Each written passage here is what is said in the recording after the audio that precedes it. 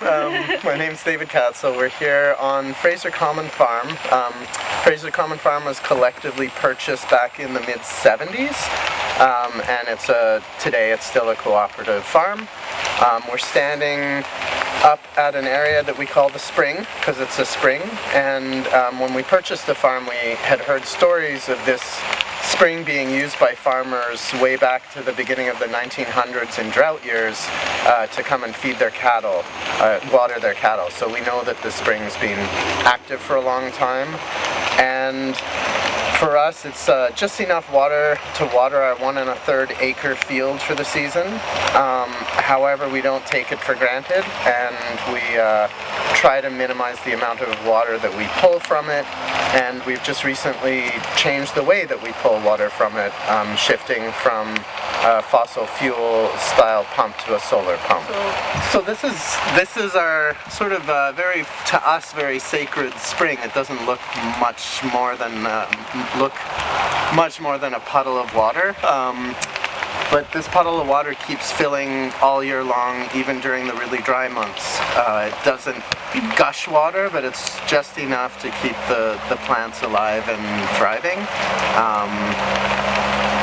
And again, this area was used by farmers as far back as we've heard stories in drought years for cattle to be able to drink.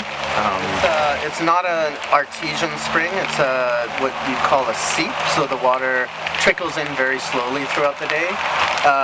10 years ago, 15 years ago when I first moved here, we used to water directly from the spring, so we would have a gas pump up here that would pump the water out. It would water about a quarter of the field.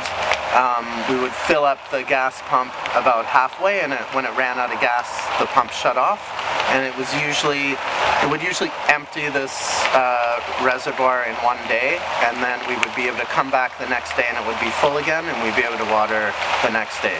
So we were always watering from this one reservoir. During the really dry months, water did get a little tricky. It was a little low, and it was a little bit of a dance of when we could pull water out. It definitely slows down a little bit.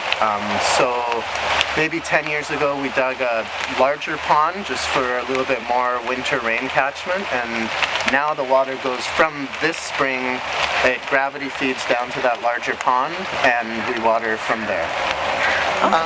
So a couple years ago we applied for a grant through the Environmental Farm Plan.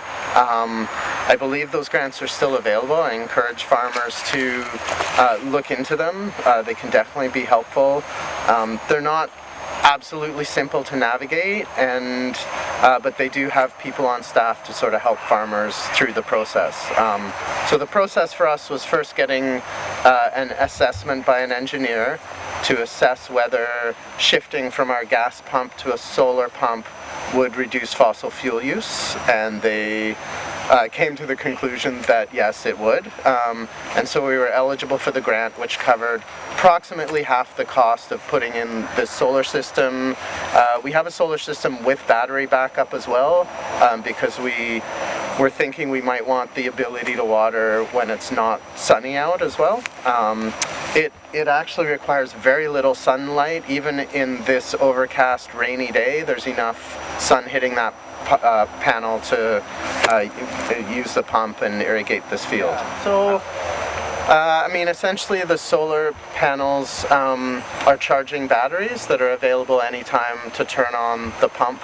It's a 48 volt system, and it's enough to irrigate, again, about half an acre at a time. Typically we irrigate while there is some sunlight, so we irrigate early in the morning or in the evening, and there's enough sunlight to run the system even without the batteries. So the batteries for us we got in place in case we wanted to, say, set up automatic timers or potentially an aeration system for the pond just to keep the water a little bit healthier. So we have the ability to do that in the future. Currently we could take the batteries out of the system and it would still work just fine. The reason that we look to doing solar panels for irrigation is In our climate, we're not ideal for solar panels. We don't get tons of sun in the winter time, but we don't need any electricity or solar power for the irrigation in the winter time. We only need it during the sunniest, hottest times of the year. So it seemed like a no-brainer to us to use solar power for that purpose. Yeah, we haven't calculated how much gas we've saved. I could easily look that up and see how much we used to spend on the pump, but my guess would be we probably used about 100 to 200 liters of gas a season if it was really dry. That changes a lot on a year like this when we don't have to water as much. It's probably a quarter that amount.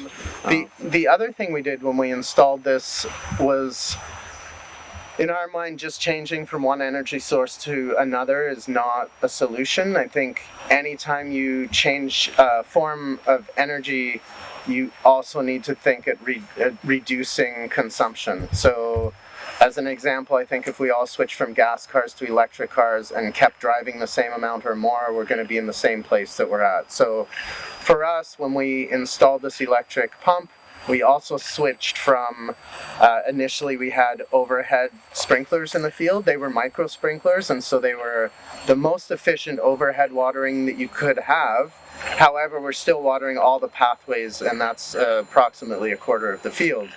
So we switched to drip lines, which very efficiently just water the crop. They don't water the pathway, and they save a lot of water.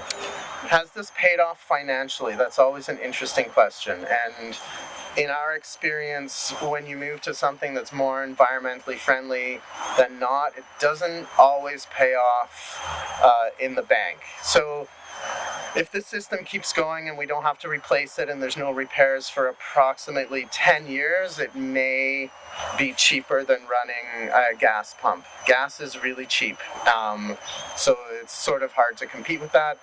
I think the price of solar panels are dropping and the technology is changing all the time, so we may be at the point right now where it's more economically feasible to switch to something like this. But without the grant to cover a couple $1,000 of the installation of this, I don't know that it would have been that feasible for us.